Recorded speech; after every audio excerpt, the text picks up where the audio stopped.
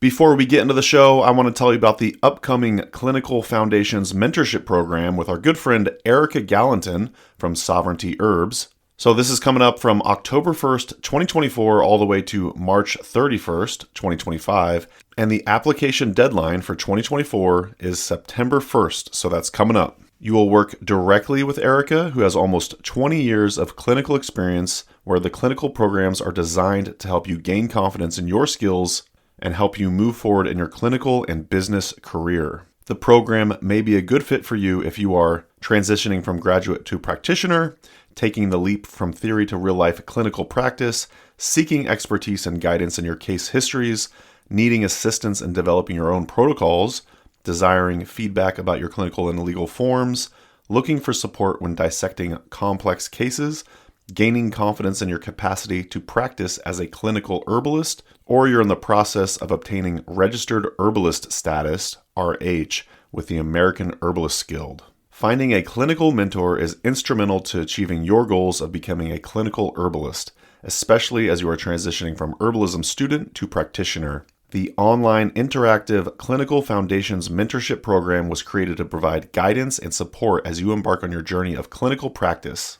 So Erica has been a longtime friend to not just me, but the HerbRally community. I highly trust her knowledge, skills, and teaching, so I definitely recommend checking out this program. I will leave a link at the top of today's podcast show notes where you could click the button and learn more about the program. Also, I think I'll read a couple of testimonials from previous Clinical Foundations graduates. So the first one, they said, "The online mentorship course is inspiring and brilliantly designed. I love the way that an immediate community can be found in meeting more practicing herbalists like myself getting started in clinical work." And another person wrote, "Observing Erica in clinic was tremendously beneficial with the added bonus of group discussion after each case. My understanding of what a clinical herbalist's actual casework looks like has evolved. After this work with Erica, I feel so much more confident about stepping into this career." So some amazing testimonials. Definitely recommend checking it out. Like I said, I'll leave a link at the top of today's podcast show notes. And one more time, the deadline is going to be September 1st, 2024 to register for Erica's course. Learn more at sovereigntyherbs.com/clinical-foundations or just click the link in the podcast show notes. Now, on to the show. Welcome back to the HerbRally Podcast. Today, I'm incredibly honored to have on Rebecca Beyer. Welcome to the show, Rebecca. Thanks so much for having me. Yeah. Smoking herbal blends. We need some Mullen and some Kush, my brethren. While listening to HerbRally Podcast again.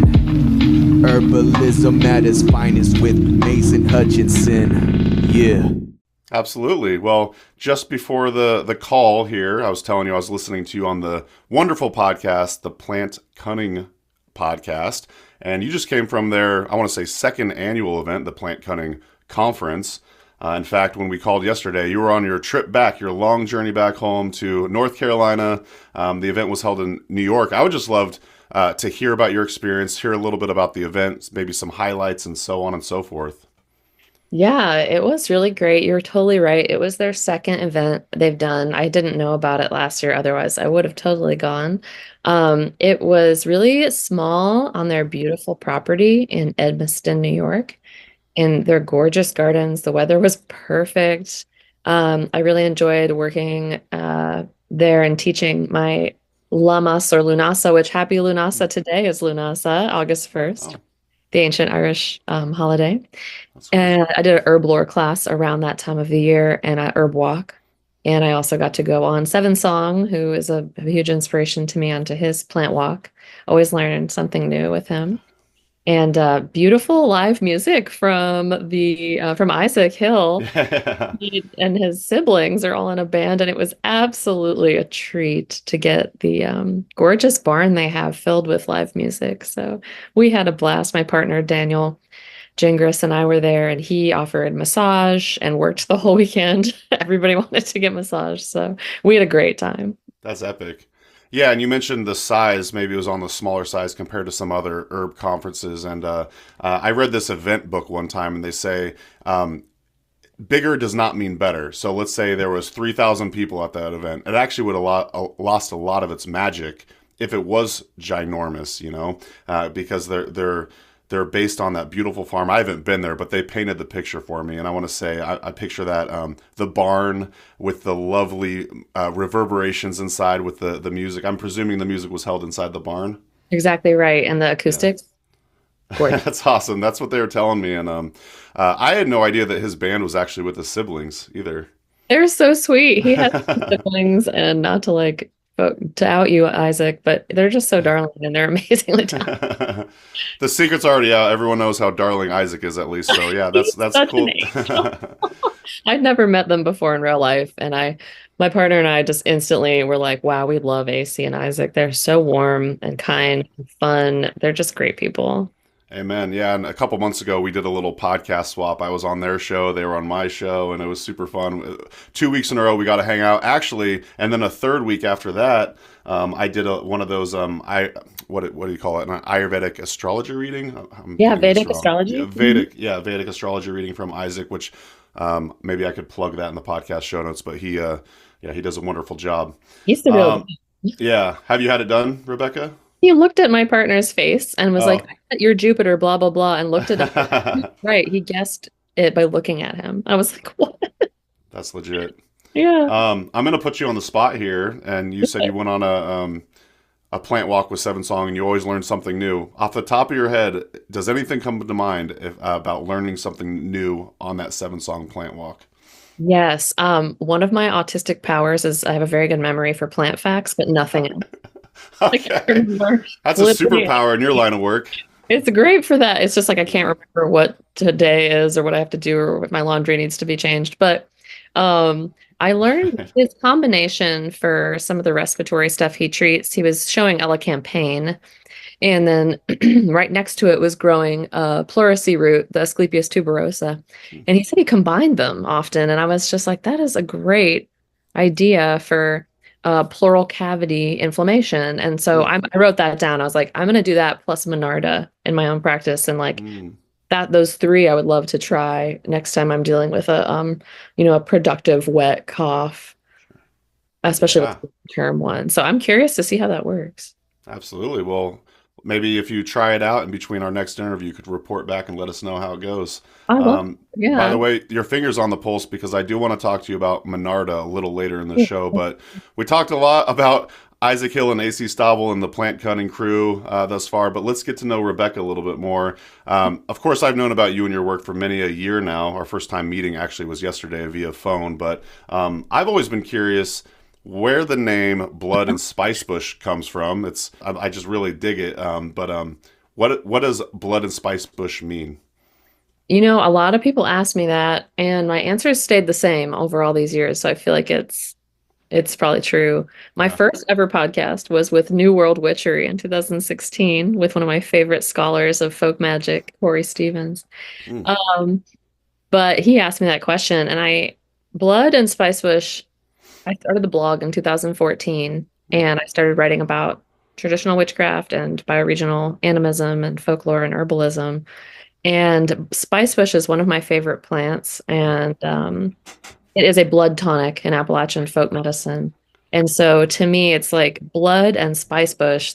It's like saying bread and butter if you're talking about Appalachian folk medicine. It's 2 of the foundational body fluid, blood, and one of its foundational movers, alongside things like, golden seal and sassafras and ginseng and the other protected special Appalachian plants. So yeah, to me, blood and spicebush means like the bread and butter of this bioregional practice that I study. Love it. I have 0 experience with the plant spicebush. I was telling you also, I know, pre-call, I'm from Oregon. Any idea if it grows out there? It doesn't, no. Okay, but that would make sense. Yeah. Right, of course. Okay, yeah. I couldn't even tell you what it looks like. So I probably should have looked that up before our interview here, but I'll mail you some. I should say that'd be amazing. It tastes amazing. Is there some spiciness to it? Yes, it's Lindica benzoin is what we're talking about. Laurelaceae, so the laurel family, a native to the coast. Yeah, it's actually cousins with sassafras. They're both Laurelaceae family, spicy, warming moving plants, drying. Yeah. Um, Did not well, know that. energetics are always up for debate, but I find spicebush to be drying and warming. And it is used as a twig tea. The boiled twigs were drank as a spring tonic in Appalachia. Started out of Cherokee Yuchi Catawba tradition, and then spread throughout everybody that lived in Appalachia. Hey everyone, it's Mason. Just a quick interruption from the show to let you know about our 13 herbal freebies. If you go to HerbRally.com, on the navigation bar at the top of the page, you'll see a button that says Freebies. Just click there and you'll sign up for our email newsletter. And in exchange, we're offering 13 herbal freebies. That's ebooks, webinars, videos, downloadable audio, and discounts to cool herbal companies. So if you'd like to check out these freebies as well as sign up for our email newsletter, we update you about current events, new monographs, new videos, etc. Just go to HerbRally.com and click on the button at the top of the page that simply says Freebies. Okay, that's it from me. Now back to the show. Did you say the genus was Lindera? Yeah. Oh, okay. Every time I see that word, I think of Jim McDonald's apprenticeship. He calls it Lindera. So now I know why. I was just on the phone with Jim the other day. Oh. Who we just met for the first time in real life. I've, of course, as a, elder millennial, read his like 18, but my land that I live on is named Lindera, and we didn't know that. And when we met, we were both like, Lindera, and we felt connected. We just got off the phone a while ago talking about maybe me going to the Great Lakes Herb Fair to attend or teach someday. And I've never been to y'all's middle part of the country, so I'm very excited to check it out. That'd be amazing. So clearly that's not happening this September, but perhaps in 2025. Yeah. Actually, so since moving from Oregon out to Wisconsin, we do consider the Great Lakes Herb Fair now kind of our local conference. It's still like a 7.5 hour drive or so, but we went last year, we're going this year, we'll go 2025. So we'll get to hang out in person, Rebecca. I would love to see y'all. Yeah, I should just come and attend regardless of what happens. But yeah, this year I have one more big conference, I think, and then I'm finally done with my travel. Very good. Well, we were talking about this pre-call as well. Is that going to be the Veritas Genii conference, perchance? No, unfortunately, I couldn't go this year because the dates were moved forward slightly, and I had already booked teaching ahead of time. And so this year, Kat messaged me and said, 2025, mid-July, you're coming. I was like, girl, I'll be there. It's the 10th anniversary. I got to be there. So that is in July every year.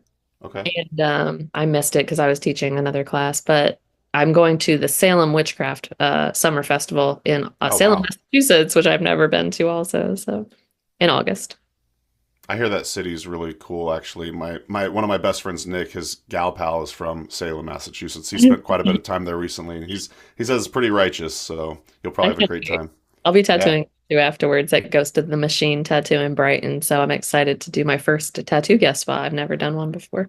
Wow. And you know what else? I've been thinking about this because my friend Elise just became a tattoo artist, and she's also an herbalist. And I was like, dang, y'all should come out to the Great Lakes Herb Fair and do some plant tattoos at the event. Is that a thing that people do at herb conferences? Have you ever seen that, tattoo artists there? Not allegedly. Okay. Because you are supposed to tattoo out of a certified shop that will basically share their license with you if you're out of state. Gotcha. Okay, so there's some legalities involved here. Yeah, I'm very interested in doing tattooing in a really sterile and safe way. So I pretty much, I'm boring and I stay by the books. Hey, you're keeping us safe out here. We don't want to get any sort of infections, Well, actually, this is a nice transition. I was going to talk to you about, and if you can remind me, if you recall, I'm sure you do a lot of Instagram lives. I can't remember, and I tried doing research who you were going to Instagram live with when you were having this conversation. So we could plug and promote that person. But I was tuning in, and I was just like really enjoying the conversation. And I want to say one of the themes that was coming up was talking about having essentially a side hustle to your side hustle. Yeah. The importance of having maybe another job or work to do while you're growing your herbal practice, just building your platform and so on. So I know you're a tattoo artist. You also make and sell jewelry. You're an author. You do have lots of these different gigs. And I was just kind of curious if you could kind of recall what you were talking to that on that Instagram live and just kind of go into that a little bit. That was my friend Emily Peniston, and she has a business coaching for women company or service that she provides, and she's a local friend of mine. Cool. When I taught full time plant stuff and taught at Appalachian State University and just full time lectured, gave plant walks, and worked for the company No Taste Like Home, which is a foraging company in Asheville for about 5 years. And I honestly could not break through making about $20,000 to $25,000 a year and then was paying taxes on that. So like maybe Yeah. $15,000 a year. And I work traded for my rent, so I was really lucky. And I was like, I'm impoverished and I am working so much and I have no savings. I have no family support. Like this sucks. Yeah. So I loved what I was doing, but I was suffering financially. And I just decided, I was like, I'm going to try some different ways to make a living. And a friend of mine offered me an apprenticeship tattooing. And I was like, oh, it's really difficult to get like a real apprenticeship. So I jumped right on it and just threw everything I had. Those years were really a lot. But Mm, at this point, I feel like my tattooing can support my herbalism hobby. that's cool. And I've been tattooing for 5 years, so I'm just now starting to get it, if that makes sense. It Totally. took about 5 years to not just do shit tattoos every time. And I still am always like, I'm never gonna be good. But it's having three different sources of income: my school, teaching herbalism, my books, writing. Also, I write for different publications, and tattooing. It is necessary for me. And I still don't have savings, but one day I will. And um, I just tell all my friends, I watch so many people struggling to make an herbal business work. You have to work the plants. Like, I think it puts you in a position to make unethical choices when capitalism is breathing down your neck and you kind of don't have a choice. Yeah. And it gives me compassion, but I'm like, don't set yourself up for that. Give yourself Mm, spaciousness. Try different things. Learn to do lashes, do nails, like whatever you want to do. that's good. There's so many little industries right now that you have a ton of freedom in that you can make a lot of money Yeah. doing and like be more comfortable. Like I have friends who are going into being estheticians that are herbalists, and they're so much more comfortable now financially, and they love their work. Yeah. And like, there's just a lot of creativity there, you know? Big time. Yeah. I could so relate to all of that. And it's What's your hard hustle? out. What's What's your that? hustle? Well, I said, I'm what's sorry. your hustle? How do you I sell? have, yeah, I've got a That's few. awesome. Yeah. Yeah. So I actually, Amanda and I, when we moved to Wisconsin, we got side gigs as pet sitters. That's so smart. That's what I'm talking about. You That's know what it. I mean? Yes. And yeah, I mean, you said a figure earlier. I'll just throw this out there, be vulnerable a little bit. This is absurd, okay? I I'm get paid to watch this lady's cat on a regular basis for $80 a night.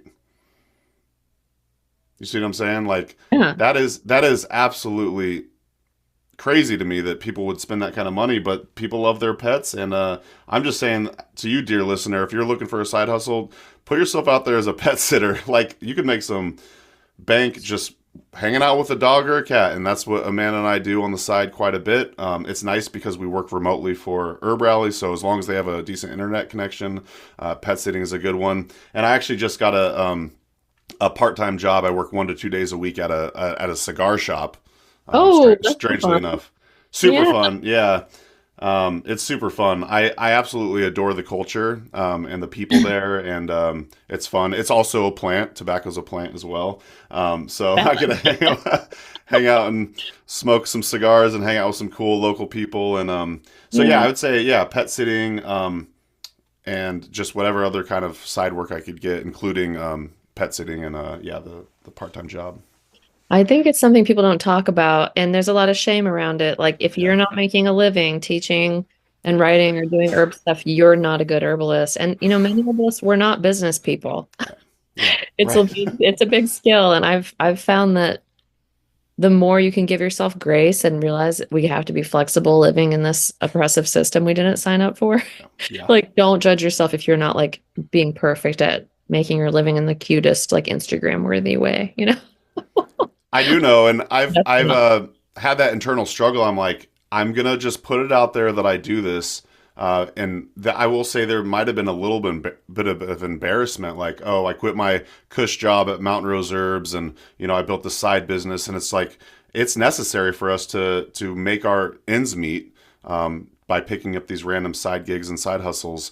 And yeah, I'll just say it, like, yeah, I'm a proud pet sitting dude, and I'm really enjoying it, but it's bringing some extra cash for the household. So I think the less we destigmatize, like the more we destigmatize not looking a certain way to be an herbalist or to be whatever we are, the more it's going to be inviting to like other people and feel more accessible. So I think it's super important to like tell people how much money you make, tell people what you're doing to make your ends meet, like destigmatize that, because you're going to help other people get their needs met by inspiring them. Amen. I love all that. Thank you for sharing. Thank you for being open. Thank you. I know. Yeah, it is what it is. That's kind of the way I think about a lot of this stuff. Is I'm in the mission of destigmatizing a lot of this type of stuff. I talk about my struggles with depression on the show and that kind of thing. It's actually been quite freeing, because prior, like one of the main things that got in my way was just being afraid of what people thought about me. And the show has been super helpful for that, because now I'm like, well, I don't give a fuck. I'll just say it. And here we are on the show, just saying it out loud. No big deal. And people aren't out here judging me, usually. At least they're not leaving super negative comments and that kind of thing. But that's besides the point. No, I love hearing you say that. I found that a lot as having a larger, like a large Instagram following. People send me unhinged messages sometimes, as I'm sure you know how it happens. Yeah. But rarely, when I'm sharing about my lived experience as a human, in real life, does someone come at me like, well, fuck you. Yeah. Super normal. It's right. like, people find camaraderie in relation when you tell them, like, I have OCD. And when I tell people I got OCD, they're like, oh my God, me too. And I'm like, oh, you're my new friend. Helps people relate. Exactly. Totally. Well, it's already been 23 minutes. I only scheduled this interview for 30 minutes. Do you want to keep going? You good to go? All right, cool. Because I got some other things I got to bring up. And you already mentioned, we were just talking about your Instagram. You do have quite the following. I want to say it's pushing 30K. Just about, something like that. And so just, dear listener, please pause the episode, go hit follow on Instagram. That's at Blood and Spicebush for Rebecca's Instagram account. Actually, I didn't tell you I was going to do this, but I'm going to do it anyways. On earlier episodes of the Herbalist Hour, which is one of our other shows, I used to do this thing called Explain That Gram, which I directly stole from a show called Hot Ones. And basically I'm going to pull up a picture from your Instagram account, and you're just going to kind of tell us the larger story behind it. Oh my God. I love that. I kind of already know a little bit because I was reading some of the captions. I was like, oh, this sounds really interesting. So I just, I'm nervous. Which one are you going to pick? I know, right? So I'm just going to do a screen share. I'll edit this out to make it seem a little bit nicer here, but, a little smoother maybe, but maybe I'll keep it in now actually. Okay. Let's see here. Entire screen. Can you see that? Oh yeah, with Bouty, my little pony. Yes. Yeah. So what's going on here, Rebecca? I want to say you might be in another country here. I am in Bulgaria with my sweet little pony that was my pony for a week. I did an 8-day horse trek with one of my mentors, Natalie Bogwalker of Wild Abundance School for Primitive Skills. I will tell you this right now. Bulgaria, absolutely incredible place to visit. Also very affordable to visit. Absolutely. Yeah, I was just hanging out with Bevan Clare, herbalist Bevan Clare. She comes to town every year to Oshkosh, actually, for a airplane show because her son's really into airplanes. But that's all besides the point. It's really cute. But she's really into travel. She travels all over the world, and she was saying, is Bulgaria, would you consider that Eastern Europe? It is Eastern Europe. Yeah, it's like it's influenced by so many different places because the Ottomans had, the ancient Turkish Empire had conquered them. They've been conquered and attacked by a lot of people, and that cultural memory is still very painful. My guide was telling us a lot about the history because he's born and raised there. But this was his horse, and he led me and 5 other people on 8 days of mountain riding. Wow. It was Amazing. amazing. I'm a lifelong horse girl, if you can't tell from my butt length hair, but I've been told that having really long hair means that you're a horse girl. Now that you mention it, I've never really thought about that before, that stereotype, but I could see that now, looking I back do on some other people unfortunately I've known. fulfill all of Yeah. us. Yeah. But yeah, Bevan was saying traveling to Eastern Europe is a great way to go because it's very, very affordable, as you were saying. So a little pro tip from Rebecca there. Oh, So were you horseback riding and checking out some plants and stuff? oh my God. Well, another cool thing, if you are an herbalist in the Eastern, I would say United States, you will know almost every single plant in Bulgaria. There's fields Wow. of elder in bloom. When I was there in August, Yeah. elderberries everywhere. St. John's wort absolutely everywhere. Plums, apricots, all types of wild rosaceae of every possible fruiting variety. It is such a rich, you can see why everybody wanted it. Yeah. It's Right. absolutely insanely fun. I ate so much wild food while I was there, and all the food there is off the chain, local. It's amazing. I loved it. Ah, It I is still a haven't. country. I'd move. I would live there. I would move there. It's incredible. Would you actually? Would you That's actually live? Wow, I that's would live in amazing. Bulgaria Yeah. 100%. Yes, I'd be honored to live there. It's an incredible country.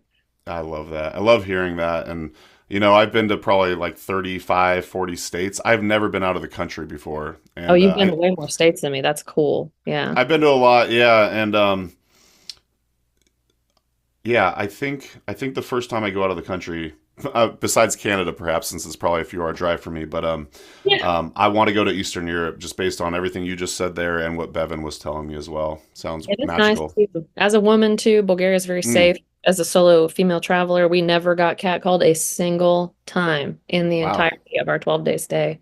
It is amazing. Very cool. Well, I did want to talk to you about Yeah, Monarda. let's do it. So this is another plant that I don't really see back in Oregon. I'm sure it's Oh, grows in people's gardens and stuff, but when the first time I came to Wisconsin, that was back in 2015. Actually, I was like, "Holy shit! What is this magical plant? It's I so beautiful." And now that I live here, I just see it, um, all over the place, ubiquitous. So I was just kind of thinking it'd be fun since you just recently posted about this. What's your infatuation with Monarda? well, I forget where or who. I usually am pretty good at remembering my sources of like where I learned something from. I can't remember where I learned this from, but I use the Monarda a lot for colds and flus. Mm, Obviously, it's a big thing. And the oxymel, the honey vinegar extract of the flowers is delicious. But the tincture, I get really sore gums a lot. I get bleeding gums often. I was a lifelong like alcoholic and smoker in my mm, 20s, yeah. and I really seriously damaged my gums. And I find that the mouthwash of the Monarda tincture is incredible. And Mm. I don't know why, but mouth infections specifically, I'm loving Monarda, and it's nice to see like those thymol rich herbs really come through when you have like a mucosa mouth issue. So it's really been on my mind, and that's kind of brought it up for me. And it's just, historically used as like a digestive, a nervine, anti-infective, antiseptic herb, and I just can't say enough good things about it. It tastes amazing. So, over the course of time, has your oral health improved, and do you still use Monarda as, like, say, a mouth tonic for yourself? Definitely. It's Yeah, much better. I also like went to the dentist, that sure. helped. Right, right. After Shout out like to our you're dentists. being too scared. You know what it can happen. It's so normal. You get embarrassed to go because Yeah, you're like, they're gonna judge me. Just yeah, go. They're not gonna judge. If they do, you can fucking leave. yeah. You Uh, can find a new dentist. Find a new dentist. I go to Aspen Dental. It's like a huge chain, and they're Uh-huh. all nice, down to earth people. But getting my teeth cleaned and then going back in with the mouthwashes, it's so great. And I do use berberine containing herbs too. Ah. Yellow root is really nice for the mouth also. Xanthorrhiza simplissima. Hmm. Uh, and then of Wonder course that one. I brush my teeth after though because it turns your teeth yellow. Right.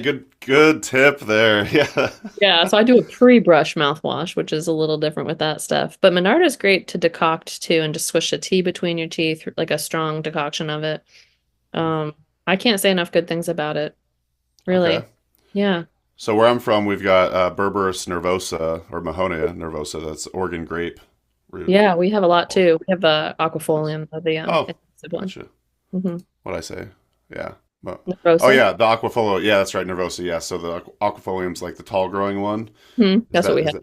that? Gotcha. Cool. Nice. Yeah, I think Sweet. that Well, was great with Latin names, so don't hold me to it. no, you're absolutely right. You're spot on. So I have a dentist appointment on Monday, and I'll be doing some Monarda mouthwash beforehand, maybe. Oh, I'm so proud. Yeah, do a floss and Yep. then mouthwash after and really get it in there, especially if you get the bleeding after you brush your teeth, Mm. which for me Uh, was really bad. yeah.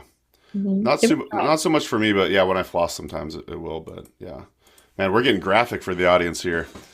Oh, see, for me, I always tell my students, I'm like, we're gonna talk about butts. We're gonna Yeah. talk hemorrhoids. We're gonna talk about your gums being gross. Talk about your front Yeah. butt and your back butt. Whatever we're gonna talk about.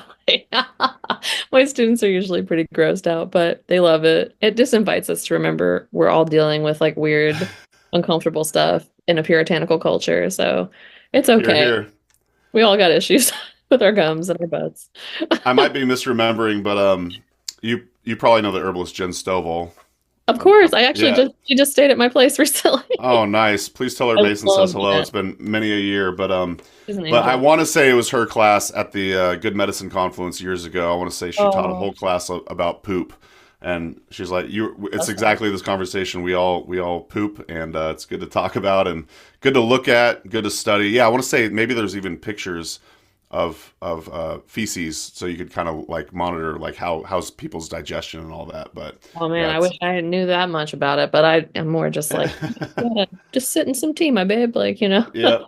It could have been someone else, but I'm pretty sure it was Jen's class. But That tracks. When we first met, I was like, I love you. You're amazing. Like instantly just adored her. she's incredible.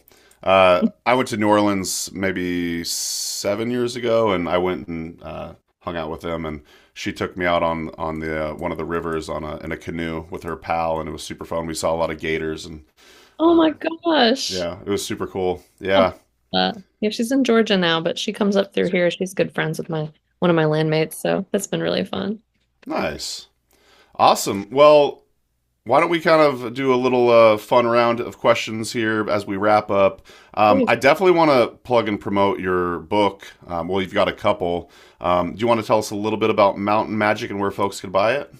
Totally. I don't sell my own books, so don't worry about buying it from me. I have Okay. a book out. I have one book out called Wild Witchcraft, Foraging and Gardening for Remedies. I actually probably am saying the title of my own book wrong. Um, it has a long Happens. secondary title, Right. unfortunately. And then Mountain Magic is just about Appalachian folk magic and medicine. To be clear, the first book is for everywhere. A lot of people write me reviews on Amazon that are like, this book isn't about Appalachia. And I'm like, I know, it's not supposed to be. I have a separate one just about Appalachian folk magic and a little bit about plants, but it's largely focused on folk magic.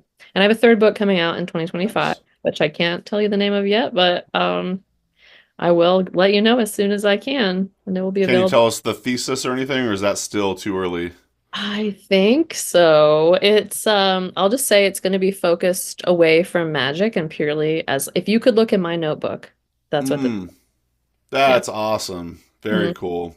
Yeah. Well, that's super exciting. Maybe we'll be able to drop the title on I'll our send you on one. our next interview. Absolutely. So, any events or classes that you'd like to talk about that's coming up as well, in Well, person or virtual or anything? yeah, I would if you're up north, I'd love to see you. If you're in a witchy boy, girl, lady, or lady, I'd love to see you at the Witchcraft Summer Agora Mm, in Salem, and there's still tickets available, I'm pretty sure. Which I can get you a link to. And I'll be giving a tree walk there too, so you can come on a plant walk with me if you want to. And we are sold out on our classes for the year. I just teach one program these days called Hedgecraft, but I have a wait list, and if you'd like to join it, you will get first access to signing up for the class, which we never go outside the wait list, if that makes sense. Like mm. the wait list fills the whole class each year. So please jump on it if you'd like to um, get into our class for 2025 that me and my partner Daniel Gingras co-host. And Nice. Is he an yeah, herbalist too? He's an herbalist, and Nice. he's actually apprenticing with me, which is That's- and also very fun. And he's a massage therapist, oh, and cool. Yeah, he's been studying plants and on his own before we connected. So we've been having a great time co-creating a lot of things together. that's beautiful. Yeah, it's incredibly fun because he's my favorite person. So it works. That's helpful. Yeah, right. And then I'll be doing some lectures and classes. I might do some pop-up classes in Asheville at the new magic supply store called Calamus and Honey, which will be opening in the next 2 months. So look at my website for any classes. They're always on there. I was just chewing a tiny amount of calamus right before we jumped on the call. Getting that focus, getting lasered in, right? I learned that from From Jim. Yeah, Yeah, totally. love Yeah, that. and KP Kalsa as well. I've heard him talk a little bit about that as well. So, yeah, Jim's all about the calamus root. I looked at it with him in Boston. It was so fun. We got to see one Oh, together. was that at the International Herb Symposium? Yeah, Oh, nice. yeah, Did you teach there too? I did. Yeah. Oh, wow, you're all over the place. That's awesome. It was great. I know. I was like, why am I here? I am the youngest teacher in this place. Sometimes it's hard to feel like I'm not a clinical herbalist either. So I'm always like, oh gosh, why am I But here? you bring such a different perspective to the plants, which that's what makes the herbal world go around, you know? We all Yeah, play our roles, so I love that. history nerd. That's what I'm here for. I gotta know, do you have any random hobbies outside of herbalism, plants, etc.? My love, I have something wrong with me. I don't know what we could diagnose it as a lot of different things. But yeah, I'm a musician. I play music. I Cool. am a painter. I'm like, what are my hobbies? I love to make jewelry and make Hmm. things. I also make baskets. I take basket weaving classes and teach them. I spoon carve. I'm a big wood carver. I That's also do cool. wood carving. Anything that falls into the category of like folk craft from Appalachia, I like to do. So I do ballad singing, spoon carving, basket making. Um, yeah, I get hunting. I love to hunt. I No also way. play firearms. Yeah. That's awesome. Um, get you a girl that can do both. I also love fake nails, you know. What Got was it. that? Last one? I said I love to wear fake nails too, you know, but Okay. you know. Don't get it twisted. I know it. I know. I love to go to dance parties and dance and wild out. Like I like it all. I like it all. I love life. I feel really grateful to be alive and You to live get a beautiful life, Rebecca. I'm really super happy for you. That's so do cool. that. So do you. It's so inspiring to hear other Oh, thank experiences. you. Thank you. Yeah. No, it's been a fun journey. Um when I was younger, yeah, as I was mentioning, I've always struggled with depression and sadness, and Mhm. I was like, I can't wait to be older so I could give less fucks. And now that I'm almost 40, I feel like I give less fucks these days. So in a good way, you know, Oh, so not true. like I love not it. not apathy or whatever, but I have a gratitude practice where I say what I'm grateful for every single day. I do a lot of prayer Mm. and that kind of thing. And yeah, I feel incredibly fortunate to live the life that I do at this point. And it's okay if some days you still feel sad, and That's that's okay. true. Yeah. Just to Just validate. please less and less over time. That'd be Yes. ideal. Same. I'm the opposite end. I'm an anxious kid. I'm almost never depressed, always anxious. And it's tough. The older I've gotten though, the less my symptoms manifest of cyclical thoughts and things like that. And so grateful it does shift. So for anybody out there, if you're on the Yeah. spectrum with us here, it does get better.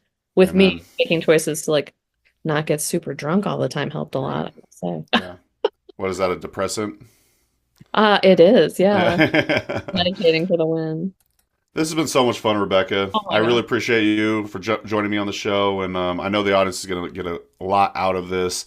I've got more questions for you, but that'll Another have to time. wait until February, or I can't remember when we're Great. doing the Yeah. interview, but it's coming up at some point in the future. I'm really excited to get to know you and your background more, and just Thank really you. appreciate you joining me on the show. Oh, it's been a pleasure. You're such a gem. I really appreciate your time. Thank you. Alrighty, well, we will talk soon. Shout out and thanks to y'all for tuning in. Big thanks to Amanda for editing, and we'll see you in the next episode. Bye-bye. Bye. And that's going to do it for today's episode. Thanks so much for listening to the HerbRally Podcast. If you'd like to hear more from us here at HerbRally, we now have a text message community, believe it or not.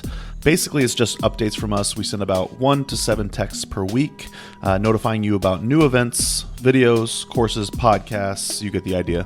It's pretty much like our email newsletter, just in text form. So if you'd like to receive text messages from HerbRally, just text JOIN, that's JOIN, to the number 541-256-2895.